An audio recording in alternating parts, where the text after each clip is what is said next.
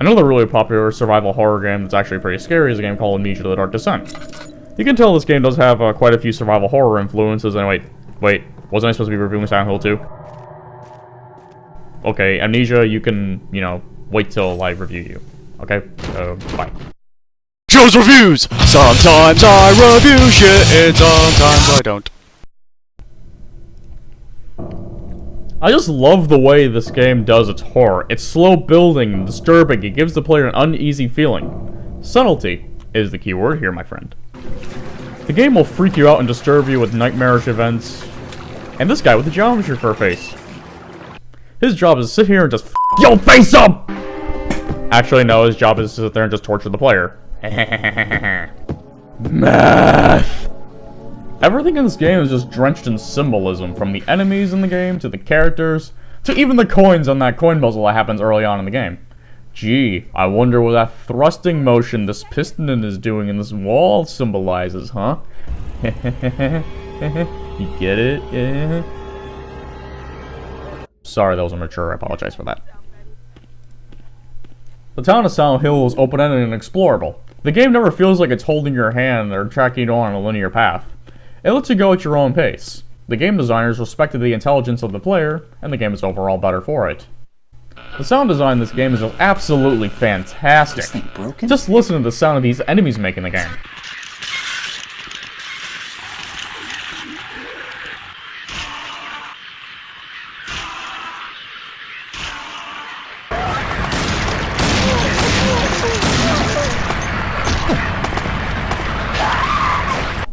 Not to mention, the music in the game is just fucking great. One of the best soundtracks to any game ever. Period. Also, just to let you know, the main sound designer was also the guy that did the music. Mr. Akira Yamamoto. You is awesome!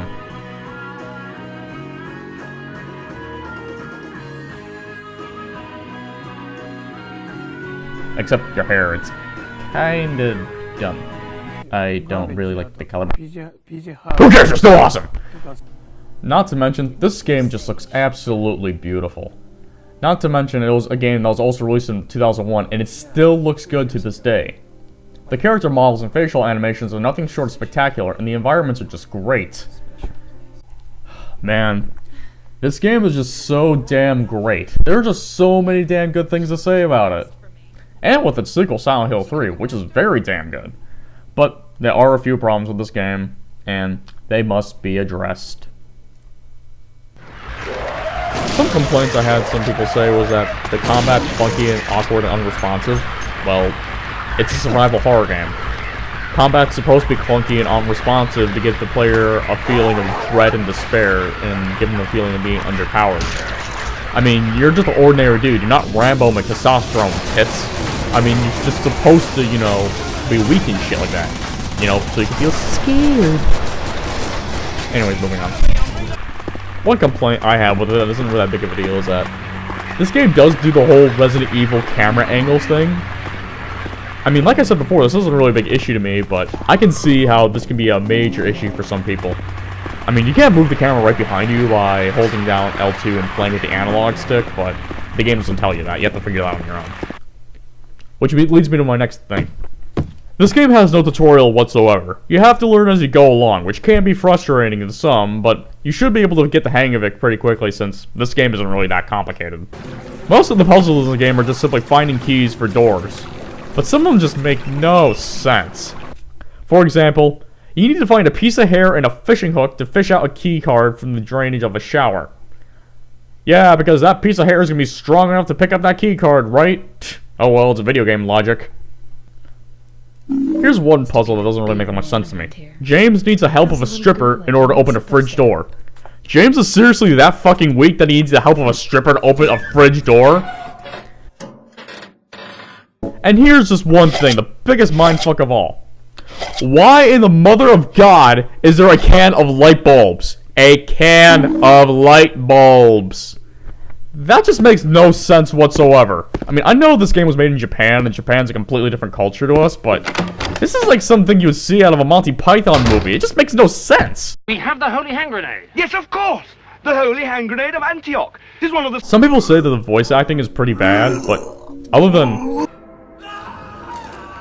you know, that. I don't really have a problem with any of the voices in the game. In fact, the voice actors actually perform the motion capture for all like cutscenes in this game, and perform them live. This is something you don't really see that often in video games. One thing that is a big gripe with me is that the hard mode difficulty setting feels completely half-assed. It feels like the game designers have tripled the health of all the enemies and turned all the bosses into bullet sponges.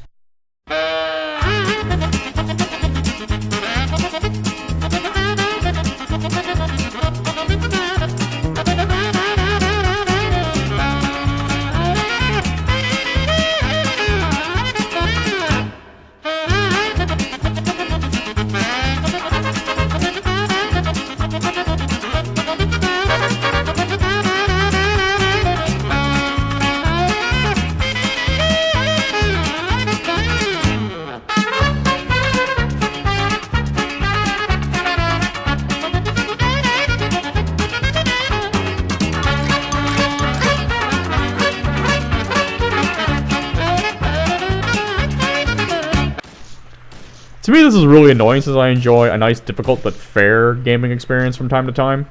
And the more I play a game, the better I get at it, so I'll increase the difficulty to become better. But this difficulty feels completely tacked on, like they just done it all in 5 minutes. I mean, for the riddle level, yeah, the hard difficulty works there, but for the action level, it feels completely half-assed. Alright. Other than those few nitpicks, this game is pretty much flawless. And if you haven't got the chance to play these wonderful games, you should. You should also pick up the original Silent Hill and its sequel Silent Hill 3. They are some of the best games you'll ever play in your life. I mean, telling you, man, those games are just... Man, they is good. You can get this game for the PS2 and original Xbox. They're pretty cheap. I mean, the best version out there is the PC version, but it is expensive. It's $80 on Amazon just for a pre-owned copy of the game. This game is over 10 years old and it's asking that much of a price? This game's also been re-released in the Silent Hill HD collection, but I strongly recommend you avoid the HD collection because they're just completely half-assed ports so Konami can take your money. I mean, the games are bugged out the ass and it's just so freaking dark. Yeah, sure, I mean, it has new voice acting and all, but it's not, in my opinion, it isn't really that bad. Well, except for Angela. But just avoid the HD collection. I mean, it's just a bugged, half-assed port. It's just Konami taking your money. Just don't buy it. Oh, I forgot. I'm supposed to be ending a review. Bye.